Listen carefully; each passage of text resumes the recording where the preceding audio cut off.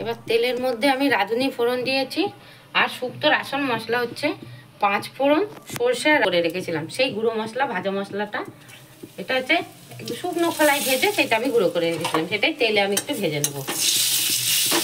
আর তার মধ্যে দিতে হবে একটু হিং। হিংটা দিলে শুক্তোর খুব সুন্দর সেন্ট আসে। অল্প পরিমাণ হিং দেবো। ব্যাস, এবার ভাজা হয়ে গেছে। এবার আমি সেদ্ধ করা সবজিটা দিয়ে দিলাম।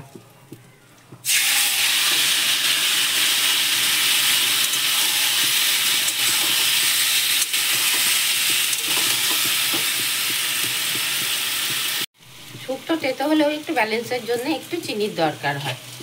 একটু চিনি দিলাম, একটু নুন দিলাম। অনেকে আবার হলুদ খান, কিন্তু আমি হলুদটা দিই না, সাদা শুক্তোই ভালো লাগে বেশি। আর দেবো একটু আদা বাটা,